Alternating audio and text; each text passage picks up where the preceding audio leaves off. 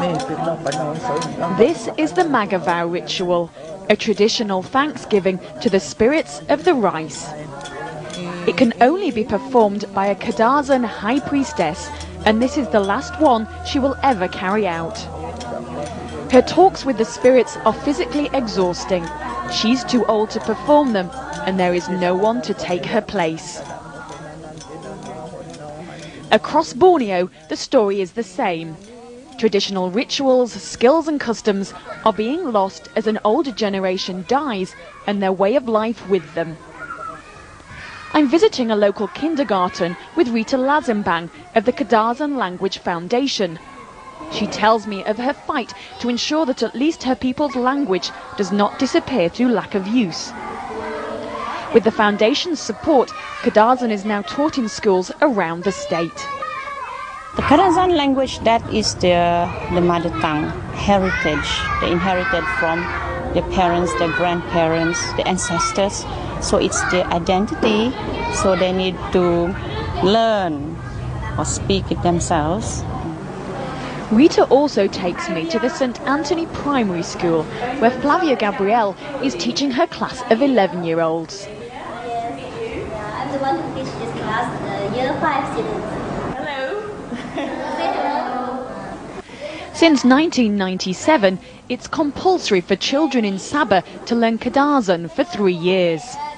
How difficult is it to teach your pupils Kadazan Dusun? It's not that easy. It's quite difficult actually, because some of the students, even though they are Kadazan, but they don't speak their own language, their Kadazan at home. So when they come to school, they speak, at home they speak Malay, right, and other languages like English or Chinese. So when they come here, they don't really know how to speak the Kadazan, but they understand. The foundation is also trying to document the rituals and chants of the high priestesses. It's a tough job. This rice song has enough different verses to last from sunset to sunrise, and only the elders now remember it. This is the crux of the problem. Life has moved on for the younger generation of Sabah. To become a priestess takes years of training, and today, just like in the Western world, work and play will take priority. I think for the people, the younger generation are no longer interested in this ancient practice.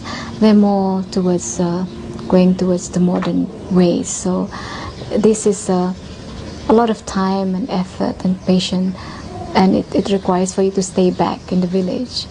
And the young minds do not want to do that anymore. It will die out just like that. We would only have books to read and maybe the pictures that was taken off or film that's been taken off to relate ourselves to who we are as a Kadazan. Emma was so worried about the rapid loss of her people's cultural identity that she opened this living museum for locals and tourists alike. It's quite nice and cool in here, isn't it? Because the ceiling's high and it's up high. Yeah, it's meant to be that way to keep the air out, circulating through it. And then here would be all the medicine, opening it up to the public to come and see. Is what I hope to give to the people, of how proud I am of our custom, our tradition, and how important it is for us to conserve it. The village is named Monsopiad after an infamous headhunting ancestor of Emma's. Above our heads hang the skulls of 42 defeated warriors, one tradition Emma's not so keen to preserve. In the 21st century, it's unrealistic to imagine that life for indigenous groups in developing countries will not change. This is true of the Kadazan and thousands of other ethnic groups around the globe. What people like Rita and Emma are fighting for is not to halt that process of modernization, but to ensure that the cultural identity of their people is not lost along the way.